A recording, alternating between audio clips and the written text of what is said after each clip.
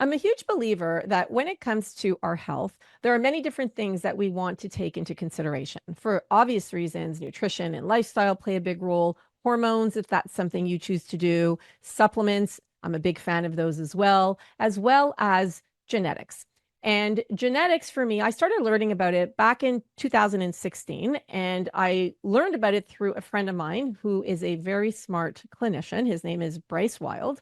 And I remember he got involved with a company called the DNA company. You're going to hear about it today. And this was so long ago. And he had said to me, he calls me Andy. He's like, Andy, you have to come check this out. You've got to get your genetics tested. And he was so excited about it because genetics can tell a lot about our bodies and how we are sleeping, how we're detoxing, how we're methylating, how we're metabolizing our hormones. So today we're going to talk about male menopause or andropause, and we're going to talk about genetics. We're going to talk about lifestyle and supplements and all the different things that come into play. But I want you to pay attention and to listen to this interview, because if you are living with a significant other, or you have a father, a brother, an uncle, whatever it is, a colleague, a friend who is male and who right now may be struggling with symptoms of low testosterone, then I think this interview is going to be very eye-opening for both you and for him. So I'm excited to introduce you to today's guest. But before I do, I'm going to do a quick intro to who I am.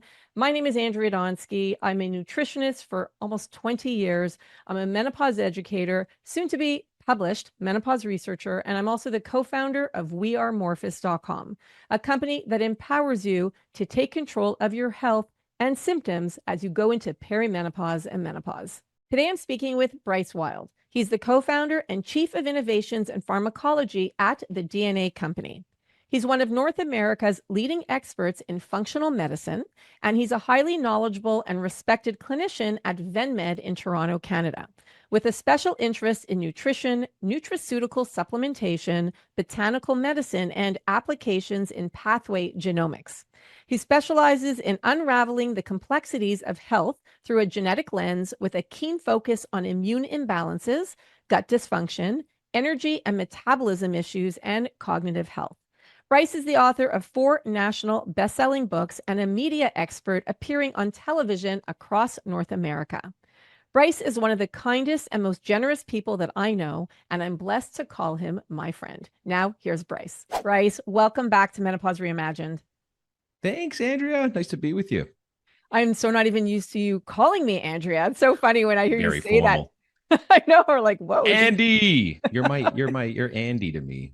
I know. That's why I hear you say that. It's so funny. So I'm happy to have you back, because you were on a couple of years ago when we were all in a whole different kind of mindset. We were in lockdown, and I thought now it would be great to have you back, because I do want to cover the topic of andropause, because a lot of people don't realize that men can go through male menopause as well. And I thought, who better than you, because we talked about it years ago, and you being one of the smartest people that I know would be a perfect person to cover it. So Very welcome, kind. welcome. Well, thank Telling you. the truth, by the way. Yeah, well, here's the thing, right? So guys, and I'm one of them clearly, we have a hard time admitting we're stubborn generally. I'm not talking about all guys, but the majority of the bell curve, admitting to when we're wrong. We have a hard time admitting when something is going wrong in our body. I think here's where it gets interesting. Men don't actually experience this dramatic hormonal drop like women do during perimenopause and menopause, which is another layer to this whole, like, we are not ready to admit it. It doesn't happen hard and fast. And generally we have to have like our head lopped off or bleeding from an orifice before we take something seriously. So, or present to a doctor. So Right. instead, this sort of sneaky, slow decline is what we're experiencing. And of course, there's so many other factors. I focus largely on brain health, at least more recently, as it relates to this, because there's some key factors. Certainly, as you alluded to, last couple of years, since we've covered this topic, brought us from lockdown, a lot of depression, and helplessness to thankfully where we're at now. But there's so many other factors guys need to understand and know about. And I'm glad that we're unpacking this, both direct and indirect, that it's not like the big T, testosterone, is the issue. And it starts dipping in our 30s. by a roughly 1% a year, and by the time we hit 40s, mid 40s, I'm now approaching 50, almost 40% of us have low testosterone. And it's not just about testosterone, and particularly, by the way, free testosterone, so we can get into that. Yeah, um, definitely and more. it's also not just about muscle loss. These are the common sort of stereotypes associated with low testosterone. It's not just about sex drive, or it's not just about just feeling blah. It affects mood, as I mentioned, brain, energy, sleep, even cardiovascular health. But here's the kicker. So, and this is what I'm talking to my patients about all the time. Testosterone doesn't just build muscle. It's actually hardwired in our brains to make effort feel good. That's what actually pushes us to tackle challenges, to Like basically kind of, motivation? yeah, lean Motivation? into comfort, right? Or discomfort, rather, lean into discomfort and not to be comfortable. So, when those levels drop, it's not just a physical thing. This hits motivation, confidence, Mm. drive. So does dopamine, by the way. And I'm so big about, genomics and how the brain works and neurotransmitters, which, by the way, are also hormones. So that's sort of secondary. But in my clinical practice, I take this focus, as you know, in functional medicine, very lab centric. So starting with DNA and looking at biomarkers all the time. And I'm all about helping guys reclaim that vitality. So we're not just talking hormone replacement here, right? We're like the whole picture: lifestyle, stress, nutrition, and all of that, and how it relates to genes. You need to get that stuff right first and create a personalized game plan, in my opinion, based on genetics, which is your guiding sort of instruction manual to get back to feeling your younger self. And trust me, when you start optimizing testosterone naturally, not always through TRT, the results are pretty incredible from my experience.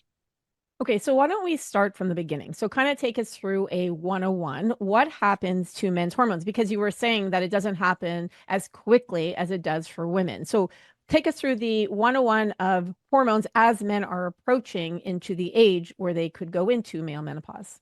So, this is, again, very much a story of genetics for me, and where you've come from, not where you're at. And I love a lot of slogans out there that say, it's nothing to do with or it's everything to do with where you're at, nothing to do with where you come from. But I'd flip that on its head, because genetically, and how you metabolize hormones vis-a-vis how you're established from a genomic or genetic perspective, plays every role. And it's interesting, we're talking off camera about sort of how women have only really been dealing with menopause, and us guys with andropause. This, for me, where the story starts, because anything I'm trying to grapple with, anything I'm trying to really understand as deeply as I possibly can from a medical or scientific perspective, I always lean very heavily back on evolutionary biology. So when we're dealing with andropause, or the age-related decline in testosterone, to answer your question again, it's about 1% per year, starting, as early as 30, for really a relatively short period of time, largely because men and women, we generally, humans, didn't live long enough to experience it. So historically, the average life expectancy was, 40 to 50. And we're talking about, like, since up into, let's say, ancient Rome, like only a couple of thousand years. And even since then, only maybe 300. So by the time testosterone, by the way, levels would have naturally started to drop significantly, hundreds and thousands of years ago, millions of years, men simply weren't around to experience the effects. That's it. Bottom line. Mhm. Sure. So, some really pretty key factors explain why andropause is relatively new. And one would be increased lifespan, as I've just described. It's not as obvious as menopause, because it's that slow, general, gradual decline. Um, Perhaps also there's a stigma, as much as as there is around sort of any aging, around male aging. Historically, men were really less likely to seek help, as I mentioned, for symptoms of low testosterone, andropause, mental decline, cognitive decline, as well as emotional decline, because it was an expectation around masculinity. There was, and back there still is, stigma around admitting to feeling weaker or less virile, which is, I think, delayed some awareness around the treatment, and supplementation, both natural and TRT version. And again, as much as with menopause, I really believe a lack of medical focus around this. And if anything, hormonal changes is much more, at least, readily spoken about in context of women, than it is with men. And I think there's less research around it. I think also lifestyle and environmental changes. So, for example, today's lifestyle, there's just an obesity epidemic. We're not, ignorant to that. Anyone listening for sure isn't. Far more sedentary and stressful compared to previous generations, which obviously accelerate decline of testosterone. We're dealing with a massive amount of estrogen disruptors, which influence us guys as well, right? So these things that act and mimic estrogen in our Xenoestrogens. environment, xenoestrogens, exactly. So not just poor diet, lack of exercise, increased stress, but environmental toxins like phthalates and BPAs and all these other things, Parabens. right, in our waterways. So I think we're, as much as sort of this, oh, and by the way, cultural shifts, I think that changing attitudes toward men aging. So society's view, I think, is shifting. And I think there's more of an acceptance to seeking treatments to improve quality of life for men now. But I think until this point in time, I don't know, I'm going to call it maybe the last couple of decades, this focus of healthy aging, right? Health span, lifespan, but then into health span. Now more men are turning into health seekers. So I see, by the way, in my clinical practice, two separate types of people. I see health seekers, people that look to solve a problem. They have a problem they need a solution for. Often they're looking for a natural solution. And then wellness seekers, people that, men included, looking to go from good to better. And so stronger, faster, your best self, not necessarily with a medical condition or something that's identifiable on, a laboratory analysis as problematic, but maybe low normal or suboptimal. So people that look to go from good to even better. And I think that, is this cultural shift is conducive to men being able and allowed now more than ever to go seek help by somebody like me, perhaps, to go from good to their best or better. So how long does it take for testosterone? So if it's not happening quickly, like you're saying, it kind of starts to decline around 30, and then does it go down to like a level where it's negligible? Like we know in when it comes to women, our hormones, our estrogen or progesterone, I know our testosterone is different, which I'd like you to fill us in on. But does it go into like we call it menopausal ranges? Is it the same for men? Yeah, eventually, right? So what we look at is, age specific optimal levels, and that range will change with age. Well, like any hormone, certainly master hormones like DHEA or pregnenolone, they also have their ranges and they supply the rest of the cascade, which again is very genetic. Our aptitude for efficiently producing the hormones, the master hormones, testosterone, progesterone, estrogen, so forth, is so dependent on our genes.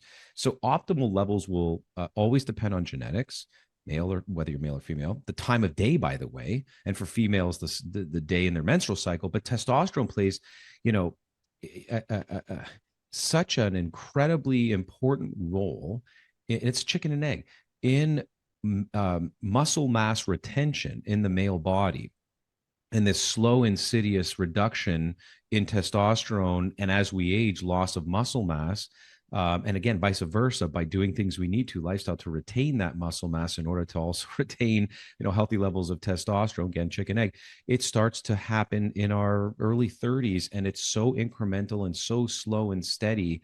And then again, we're so bombarded with lifestyle challenges and environmental factors that this comes back to the genomics concept, right? So where we start and how so I happen to be an estrogen dominant male. What does that mean?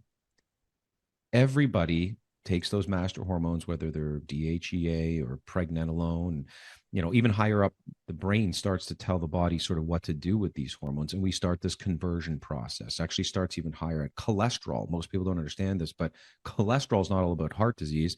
It's actually a waxy substance that is the preformative ingredient that makes hormones in your body. So downstream, these hormones will typically, from a genetic perspective anyways, become preformative. Pregnenolone turn into progesterone. Progesterone, depending on your genes, can actually make testosterone very, very efficiently, quickly, if you will, or tempered, a little slower. But that testosterone is then turned into DHT, dihydrotestosterone. It's what's blamed for male pattern baldness when it's too high, or the prostate enlarging when there's too much of it. And then that testosterone also has a chance to turn into estrogen. The speed of which it turns into estrogen in the male body is controlled by aromatase. And this is an enzyme that converts, again, testosterone into estrogen. So if you're at a very efficient, or have a gene or genes that basically make you efficient at turning progesterone into testosterone, and then a higher efficiency of turning testosterone into estrogen in the male body, well, then you're on that sliding scale, or that, spectrum, if you will, of estrogen dominance. And that's me. So, the solution for guys like me, by the way, turns out it's very interesting, isn't always running to supplement testosterone when I find my levels are a little bit on the low normal side. It's actually sequestering and eliminating and improving my elimination pathways of estrogen. Estrogen. Right. So it's a very, personalized approach. So you got to know where you come from. And that's me. I come from a place of genetic estrogen dominance as a guy. There's the androgen dominant. I'll paint the picture for you, right? So I got to work out 5 days a week, lift really heavy. And by heavy, I mean, I bench 2.5 times my body weight, with a spotter. I'm squatting, 300-400 pounds. I had back surgery, so I can't really do more than that. I'm lifting very heavy. And I'm kidding, by the way. It's not 2.5 times my body weight. I'm lucky to bench press my body weight plus 30 pounds, because right now I'm about 200 pounds or so, but pretty lean. Point I'm trying to make is I got to do that 5-6 times a week in order to maintain my muscle mass because of this estrogen dominance. However, I'm lucky enough to keep this whole head of hair until I'm into my 80s or 90s. I probably will not have a challenge with an enlarged prostate. All of these things because I ride high on estrogen genetically, as opposed to a guy who is jacked from doing 2 days in the gym, and he's yet bald, and he probably will have problems with his prostate later on, because that is very simply an androgen dominant male. He's ripped. He gets ripped very easily. Doesn't have to work too hard, but he loses his hair very early. So these are some very simple, way oversimplified, by the way, but very easy phenotypes to picture, right? These obvious physical attributes of somebody who's estrogen dominant versus testosterone dominant. And by the way, I tend to, my genetic ilk tend to be more susceptible to gynecomastia, which is a scientific term for man boobs, right? It's just, that's where estrogen goes. And by the way, it's also a challenge to, not put on excess body fat.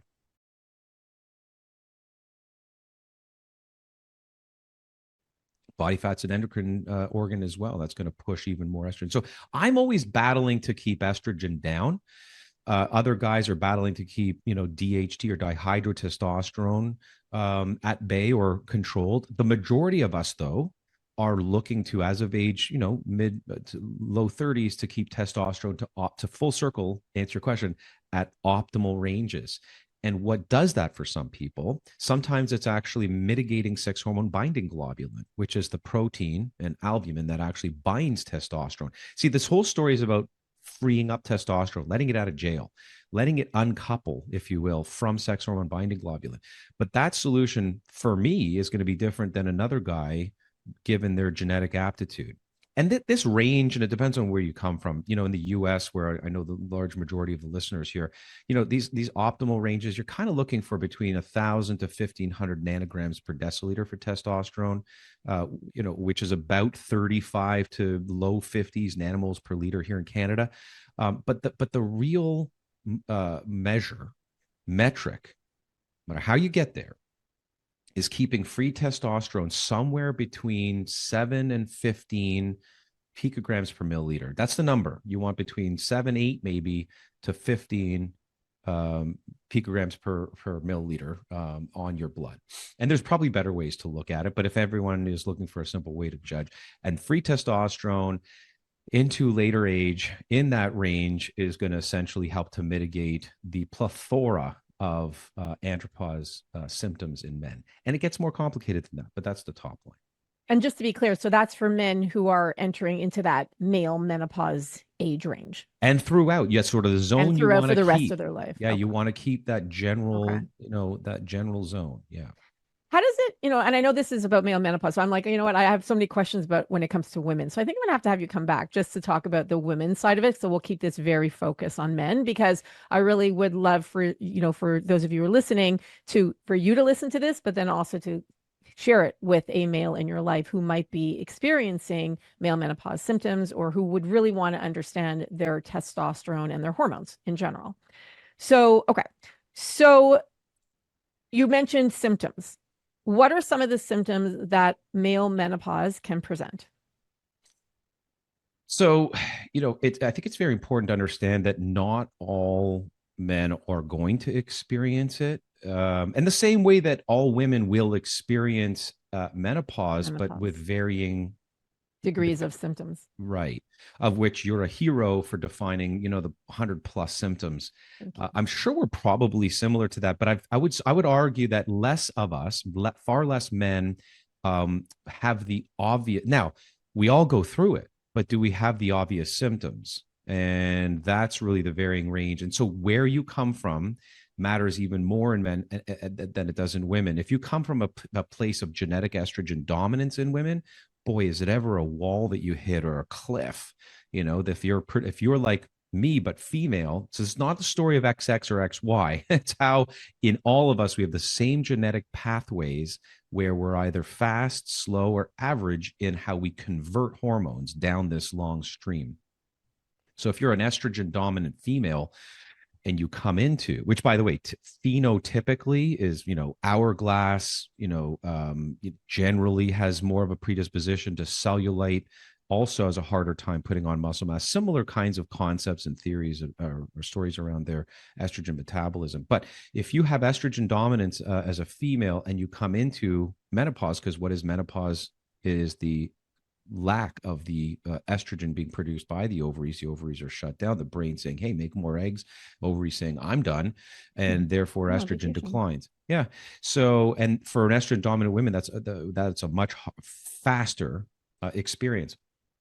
So in andropause, I would argue the same as for men, but this gradual onset makes it harder to identify, and not all men experience it. So if you come from a place of androgen dominance as a man and you start to decline in testosterone, this is where I think that level of accentuation of experience occurs. So it's kind of like the opposite as it would be with, but there's brain involvement, so the brain, specifically the hypothalamus, deep brain pituitary gland, this plays a role in andropause because these are the signalers to the testes to produce testosterone, and that activity obviously declines some in more in some people than others. I think that one of the first keynotes that we hear, at least I hear my patients saying, is I don't sleep as well. I've lost my sex drive, my libido. I'm feeling depressed. These are all symptoms of low T, but they're related to chronic illness as well. So obesity, type 2 diabetes, high blood pressure, all of these accelerate the onset of testosterone decline. And again, a little bit of the story of chicken and egg. Like what starts first is the obesity that causes atherosclerotic plaque, heart disease, et cetera, that then, and I'm a firm believer, if you could do one thing, and it's through exercise, lifestyle, protein consumption, and that is retain muscle mass, then testosterone is typically going to remain much more within normal ranges. But then there's the mental health impact, kind of alluded to that, mood swings, depression, irritability. It sounds like menopause, right? Reduced ability to concentrate, brain fog, bone health as well with us. So just like women experience bone density loss, we get lower testosterone and we face an increased risk of osteoporosis. And then, What about night sweats? well, so I don't think the literature supports that we have that same experience. The loss of estrogen has a much more vaso Motor. yeah, exactly, vasomotor or vasodilatory effect than androgens or testosterone does. So again, I'm going to come back to what I said in the very beginning. Our experience is one which is much more related to loss of willpower. It hits this motivation, this confidence, this drive. Testosterone is the thing that allows us to believe there's going to be comfort in, um, you know, fighting. Like rams are studied for this. Even mice. One of the first thing that mice and rats do is try to like chomp off each other's ball sacks. For lack of it, they try to castrate each other. Rams, there's this desire, just like there's a desire to Right. quench your thirst with water. There's as much of a desire with high testosterone to go to war. There's a comfort in that head-to-head combat, to win over your desired mate. So it allows you to push into challenges, to lean into significant discomfort, different experience than what high estrogen does, for women. I have two questions actually. So the first one is actually one is more of a comment to the drive part. And I would think that it would be very difficult for men because like you're saying and like you're explaining, especially in the animal kingdom, it's like it's that desire. So it's like kind of when you think about traditional senses of definitions, it's like, ooh, the male, right? Like that's what you think about. But as men go into andropause or possibly experience andropause and their testosterone levels are decreasing, I would think that for a lot of men, that would be very difficult emotionally because, I mean, obviously like you're talking about motivation and all of that, but I would think also now actually that we're talking about it, I'm like, is that what men are going through midlife crises? Because it's like they're changing the way they're thinking or the way they thought they were, and now it's changing. And now they're like, who am I? It's like they have this whole identity crisis. I would think that correlates at the same time that their testosterone is plummeting. Right.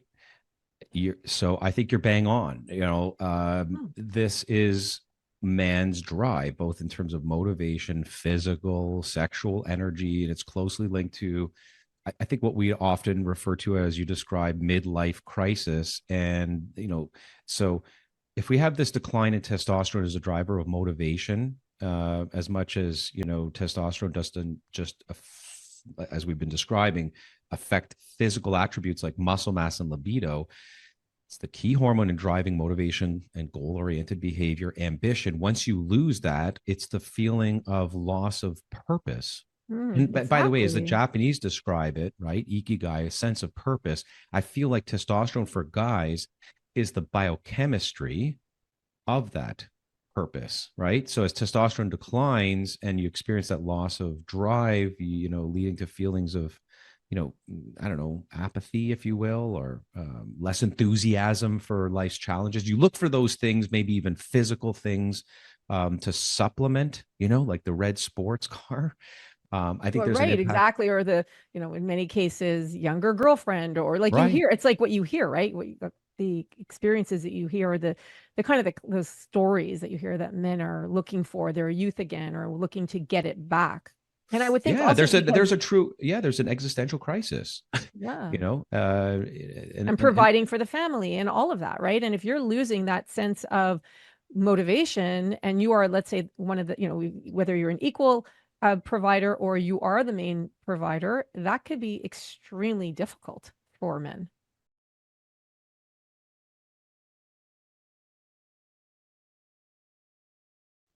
absolutely. This is way oversimplified, but the estrogen is starting to take a more dominant ratio in the estradiol, in particular, for the ratio in the man in the man's body to testosterone. I think it's when you start to be able to emote. Not saying it's a bad thing. It's just you're more in touch with your feelings.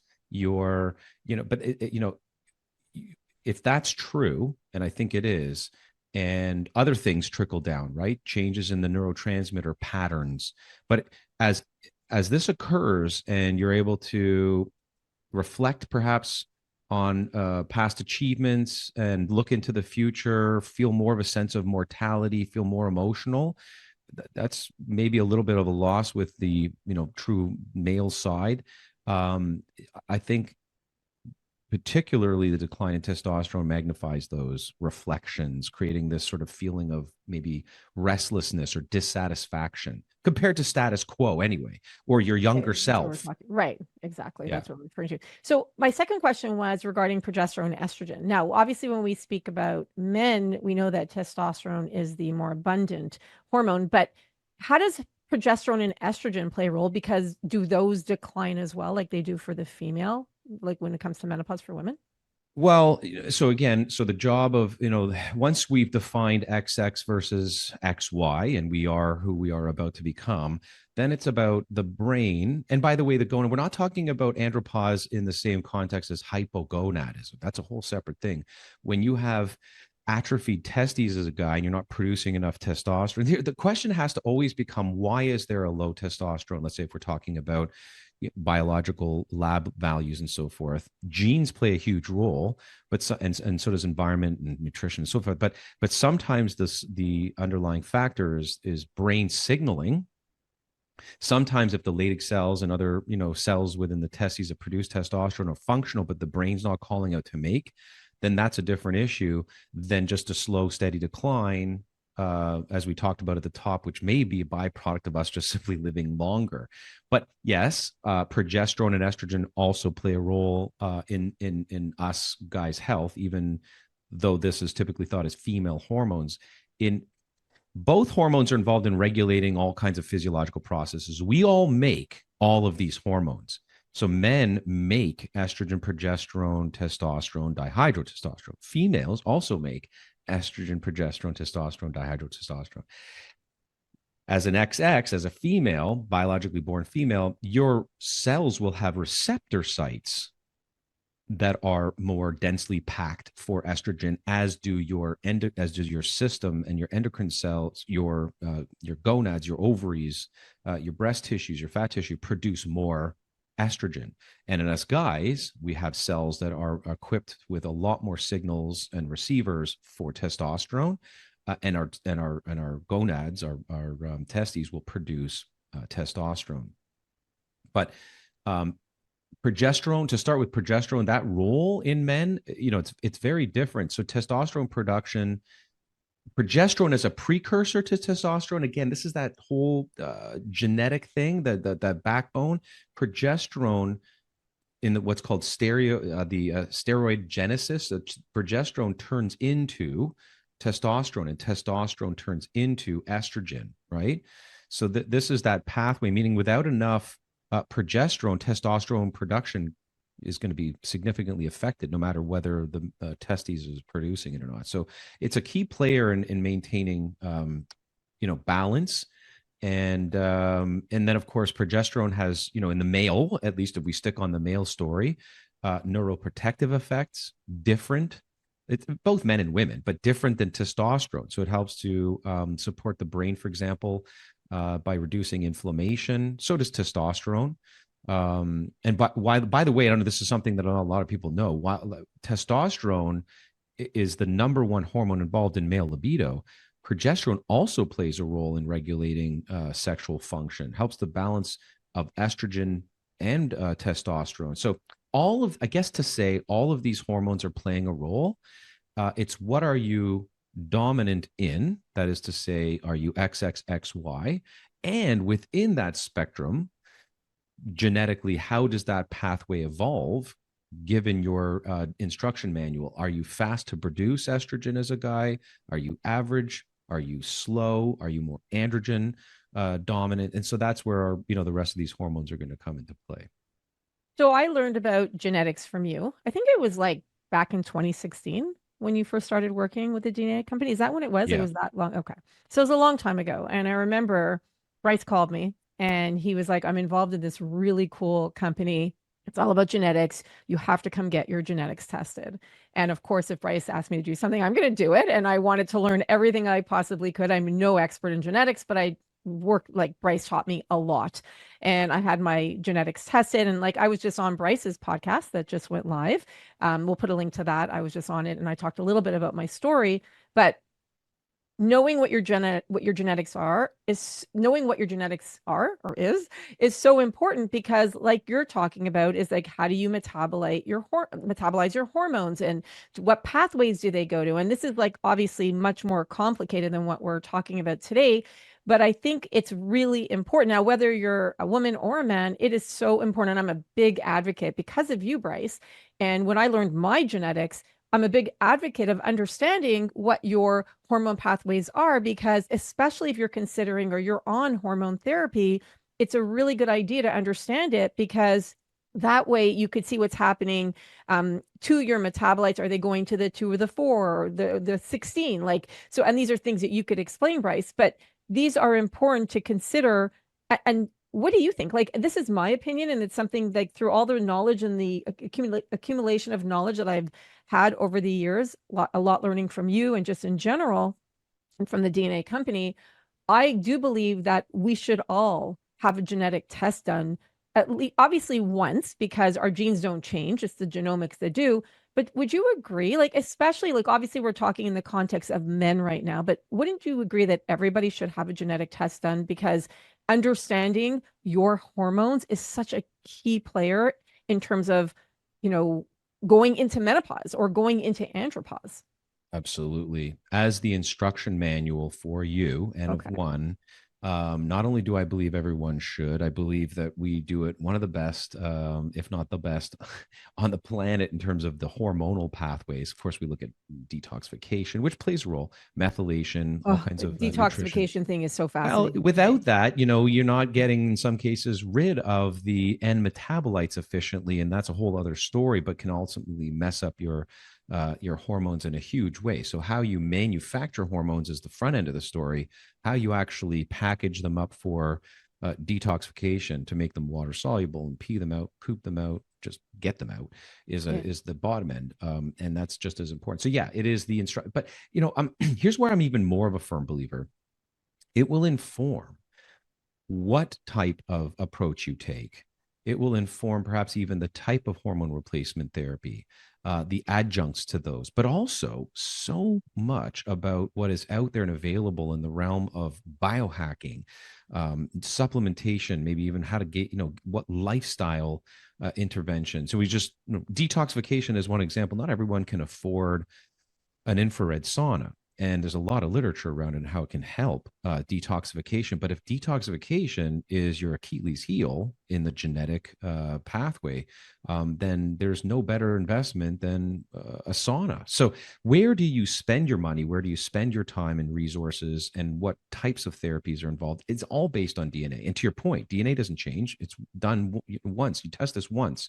Science changes, proteomics, all these different things, that basically are as a result of the genetic instruction that changes.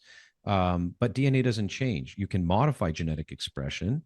And so, yeah, the DNA company, I mean, this is a $499 US test that informs hundreds of different things as to what you might do or take. So, for example, you asked about progesterone in men. Some men undergoing testosterone replacement therapy or TRT actually also, in some cases, genetically based, are prescribed progesterone to help balance their hormones, particularly actually to reduce the conversion of testosterone into estrogen and DHT. So it's administered in low doses, typically as creams. And then the more common thing is the aromatase inhibitors. So guys like me, and I don't need TRT, at least not yet. Maybe I will. With high estrogen levels, aromatase inhibitors, for example, inostrofol, right? This is prescribed alongside testosterone um, to prevent the excessive conversion of testosterone to estrogen. That's the aromatase pathway. That's me. I'm fast. So this drug can actually, I don't need it, no, don't use it, but if I do, it's to help block that conversion of Right. testosterone into estrogen. And Right. so DNA informs that. DNA genetics will tell you, what pathways do you might want to consider turning up, dialing up, or dialing down. Or something like DIM, which helps with the pathway of the 4 and 16 to the 2. Right. So once estrogen's made in a guy and or female, but particularly in a guy, what your body then does to eliminate it. is all related to detoxification, genes called CYP or CYP or cytochrome P450. And there are some genes that, are just better in some people at manufacturing some of the more estrogen toxic metabolites, 4-hydroxy, 16-hydroxy estrogen, versus the more safe 2-hydroxy. So if you think of them as numbers, 2 is good, 4 and 16 not so much, or at least they should be managed if that's the case that they're high. So yeah, dindomethane, indole 3 carbinol, similar things, calcium D-glucarate. I'm a much bigger fan in managing detoxification of an estrogen dominant male like myself to clear estrogens than I am going upstream and just pushing that button on making more testosterone. So things that help to clear it out of the body. And by the way, even just enhancing liver detoxification can be very helpful. So milk thistle, Dandelion, yeah, NAC. N-acetylcysteine. I was just going to say anything to upregulate glutathione, right? N-acetylcysteine, alpha lipoic acid, selenium. So all of these things depends on your genes. My DNA doesn't need any help whatsoever on the detoxification side. Yeah, of I know, things. because you're like a freak of nature who has like the best genetic detoxes ever, detoxification. I have very powerful detox genes. So I happen to be, and I guess that's my virtue. That's my saving grace, if you will. Upstream, elevated estrogen, but downstream, I can get rid of these estrogens very efficiently. Which is amazing. I know my detoxification is good too. I remember that was one of the things I walked away with. I was like, oh yes, because some of the other things, I'm more highly androgenic. So yeah, you're the androgen dominant female. I'm the estrogen dominant male on the genetic sequence. Yeah, interesting. Okay, question I have regarding what if somebody is a trans female? How would testosterone, obviously they have more natural testosterone. How would, as a clinician, and I'm asking you more this as a clinician, and if somebody who's listening is a trans female or has somebody who's a trans female in their family or friend group or colleagues, what do you recommend for them?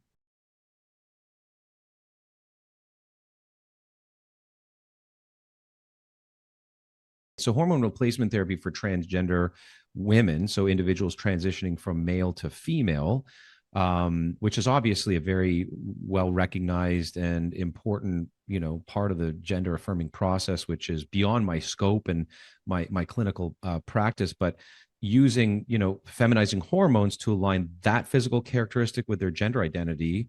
The primary goal in this case of HRT in trans women is to reduce masculine traits and induce the development of feminine characteristics, I suppose, right? So breast growth, fat redistribution. So, I would say even more important is it to understand the genetic aptitude, if you will, of that individual's pathways.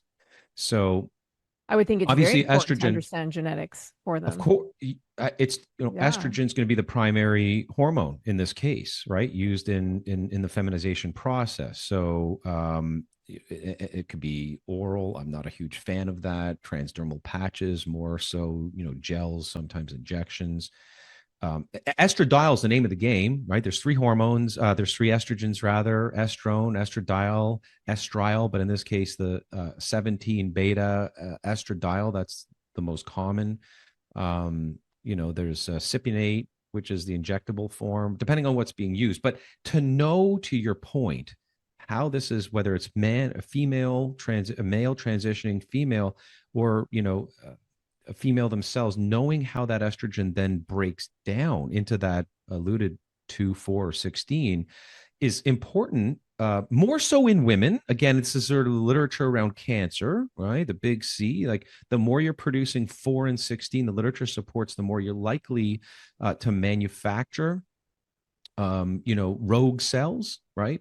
Certainly hormone estrogen receptor positive. So people that are more predisposed to HER2 and BRCA1, 2, if they've got a 4 and a 16 path. But it's important in guys as well, and hence trans females. So and then I think, the use of anti-androgens, obviously in this case, the testosterone blockers, the purpose to be reduce the masculine characteristics simultaneous to increasing the female characteristics. What are you going to use? Spironolactone, gonadotropin releasing hormone agonists. What are you going to do? And so genes can inform that, Okay, right? that And I was my think question. A genetic test from the DNA company help. help? That's Yeah. my question. Okay. Well, and then more so about what it is that you're going to use and the form that you're going to use it in. More so, how do you offset the side effects of those, given treatment plans? So, are you going to upregulate the detoxification pathways? Are you going to help shift that production of 4 and 16 hydroxyestrogen into the favorable 2? Are you going to help, downstream bind, if you will, and help excrete excess estrogen from treatment? So, yeah, Okay. I think it would help. Yeah, that was my question. So let's talk a little bit about the DNA test. And so you mentioned the price and you mentioned a lot of the benefits of it. So given that what happened recently with 23andMe and, there was in the news a lot, and if some people are concerned about doing these tests because they don't want to, give away, I guess, or have people have access to their DNA. Can you talk a little bit about security, talk a little bit about what that test looks like and what people can expect to get from it by going with the DNA company, obviously? Right. So, first of all, 23andMe is a really neat test, which is more genealogy. Where have I come from? What are my ancestors? Turns out, by the way, here's the true story. I've done my 23andMe. My uncle on my father's side did my whole family history back to the 1700s. And I've always been, and if you're watching this, you can see my Tattoo. Scottish clan, MacLean. That's my ancestry as a Scot. So Scot through and through on my dad's side. Only to do 23andMe and actually, just like one of their commercials, learn that I'm actually more Irish than I am Scottish, genetically. So, we see this fun. They do report, a little bit on the health side of things, but there's nowhere near the in-depth reporting and inference that we report on the DNA 360 at the DNA company. So what we're doing is we're looking at genomic pathways, not cytogenetics. We're never going to tell you that you're 1.34 times more likely to develop cystic fibrosis. It's not our MO, nor for that matter, diagnosing any disease. This is an LDT test looking at informational, how do I detoxify? What do my hormone pathways look like? How do I methylate, the buzz term of the day, which is synonymous to inflammation and and all kinds of irregularities that go on in the body. What kinds of vitamins or minerals do I need more? Macronutrients, should I sort of shift more toward paleo, Mediterranean, vegan? So what do I do with my diet and lifestyle? How should I exercise? So these actionable insights, the testing and the reporting that ensues translates your genetic information into very clear, actionable recommendations, bottom line. And they're tailored to help you optimize your life for things like brain health, cardiovascular function, as I mentioned, detox, aging well, right? So, functional genomic approach. So, we don't just tell you what genes you have, we explain how they function in your body, how they affect your overall health in real life, and how you can influence those genes through lifestyle choices. Can't change them. They're what mom and dad have dealt you, but you can manage them better. And then if we offer a ton of personalized guidance. So custom health plans, we put people through programs of varying degrees. These are MDs, DOs, naturopaths, health coaches, depending on who you're best suited to fit, and we can guide you through the whole process. Or maybe if you're happy with the report on its own and you want to do this all by yourself, great. But it's genetic interpretation, not just reporting. So it's very different than 23andMe, functional versus ancestry, raw data kind of thing. And you mentioned something very important as it relates to privacy and data protection. We don't care if you sign up to our reports as Daffy Duck, with a fake birth date. As long as you remember who you signed up as, register the kit. We don't care. We're not in the business of selling your information. We will never. In fact, the disclaimer, what you sign off on, shows you that we will never sell your data. We're deeply committed to protecting your genetic information. So again, we don't sell it, share it with third party. It's designed to basically ensure that this is your information, your personal information, if you sign up as who you are, is kept secure and separate from your genetic data. on this HIPAA compliant database, so medically regulated, reporting and information storing. So yeah, I'd say our difference is really interpreting, things like how one would likely experience menopause or andropause, and then very specifically what to do about it. But there's so much more to it than that, obviously. So we go beyond that genetic reporting. We go beyond the simple genetic reporting by focusing on functional genomics providing actionable insights. That's what we like to say. Are the reports easy to understand for the average person? Super, super easy to That's understand. that's a big one, because you go and you get this testing and then you get back these reports. You're like, I'm not a doctor. I don't know how to, or geneticist. Like, I don't know how to understand this and Yeah. interpret it. So that's an important thing, that the average person can understand what that report says and then what they can do about the report that comes back. Very practical, very personalized health optimization reports. While again, not at all, DNA 23andMe has been involved in some data sharing controversies over the years and offers a very vague, generalized health insight. Ours are very in depth, very actionable, very easy to understand. Yeah, that's important. And how does it, so now I'm going to go back to your clinician side, because so here as a clinician, you're like, I want to see your genetics, because that's going to explain a lot, especially if you're experiencing certain illnesses or chronic illnesses or symptoms. Then how does that relate to, let's say, getting something like a Dutch test or going to your doctor and getting hormone blood tests? Like, how does it all fit in together? Yeah. So, well, first of all, Dutch, which stands for dried urine test using DTCH, use comprehensive hormones. So dried urine is the name of the game. Yeah, This is so DNA, just to remind everyone, is one and done, right? Your DNA never changes. So that's a single test. But then all these other biometrics, and as I mentioned right at the top, I'm very lab centric, which simply means I'm always going to assess live what is going on in your body. And it just turns out this dried urine test for comprehensive hormones looks at hormones in a way, this hormonal cascade, exactly the way we look at it from a genetic perspective. You can almost overlay these because it's understanding at the speed at which you're producing one hormone from the precursor. So progesterone into testosterone in real time, testosterone into estrogen, et cetera. So current hormone levels and the metabolic endpoints, the metabolism. So very detailed on the steroidal hormones. So also, by the way, cortisol, not just testosterone, estrogen, progesterone, along with their metabolites and some of the neurotransmitter metabolites. We haven't even gotten into that yet, but neurotransmitters are also hormones. They're brain hormones. And so understanding some of those, there's inference in the Dutch. We go into them heavily into the DNA 360 report. Can you give an example, like dopamine, Yeah. serotonin, like what are the ones you're looking at? So these are, executive function, mood and behavior regulators. So neurotransmitters are brain chemicals. Our brain, uses them to experience mood, behavior, emotions. But also, obviously, they control and regulate how our brain is communicating offline or subconsciously to the rest of our body. So this is, we're looking at everything from serotonin, dopamine, noradrenaline, all of which control, mood, behavior, reward, stress, fight or flight, brain-derived neurotrophic factor, which is neuroplasticity, how our brain grows, remembers, forgets, all these things.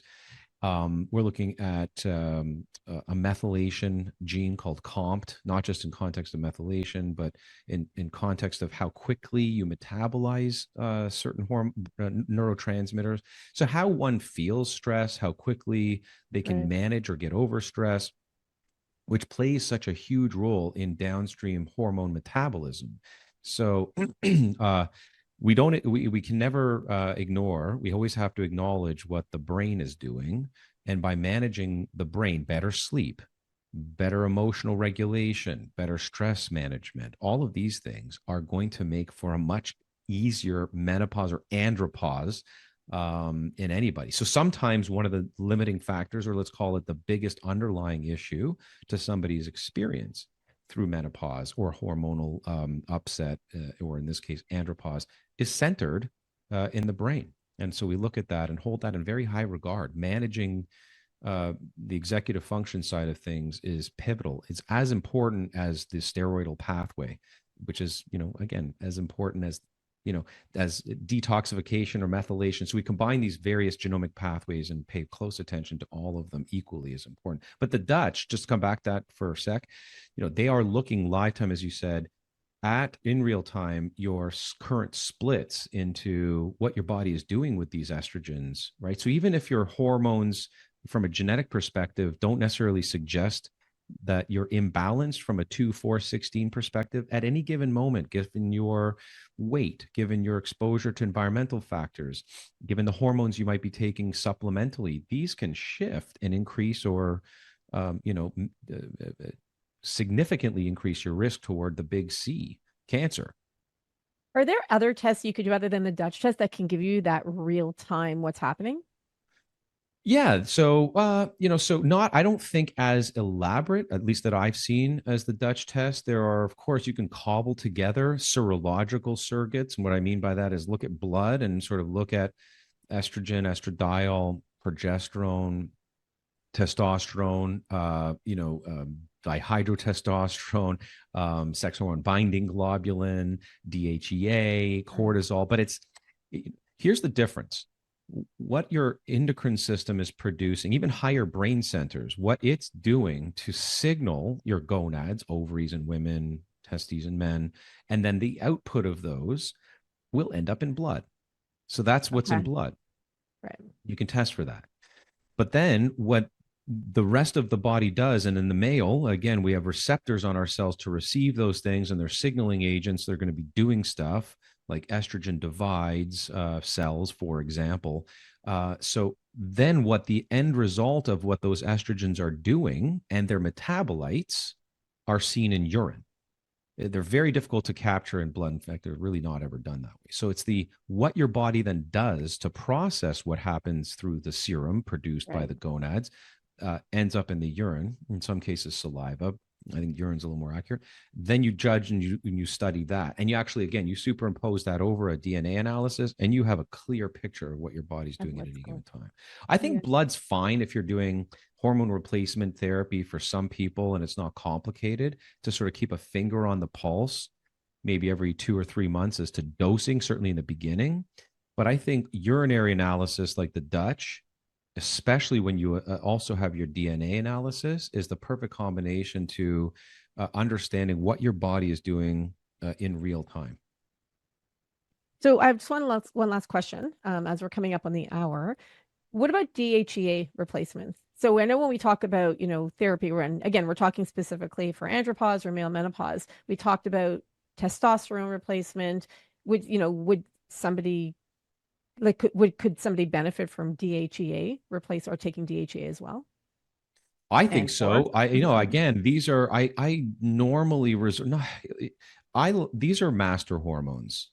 As we age, we're declining as men in testosterone 1% every year, as we talked about on average. But DHEA is one of those things that we also tend to decline pretty rapidly.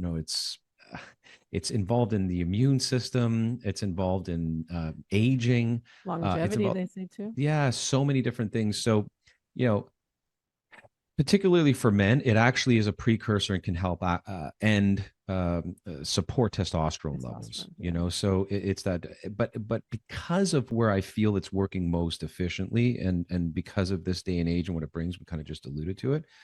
The executive function, mood, and behavior component, and where stress plays such a huge role. The adrenal glands produce this, right? Cortisol and DHEA, these sit on top of your kidneys, pyramidal structures called the adrenals. And when we experience high amounts of stress chronically, higher than we're maybe made to or biologically designed to, the adrenal glands underperform. And when they underperform, you're underproducing DHEA.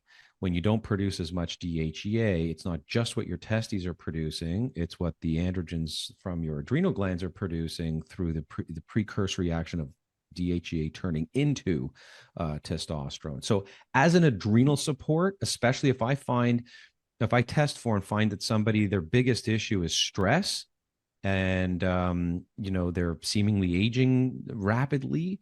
And I suppose that they are, and I assess clinically that they are adrenally exhausted or have adrenal insufficiency, then DHEA is one of my go-tos, right? It's all about what is the underlying factor, because it's got incredible cognitive and mood support, obviously bone health, anti-aging, so you test for it. It's very easy to test for.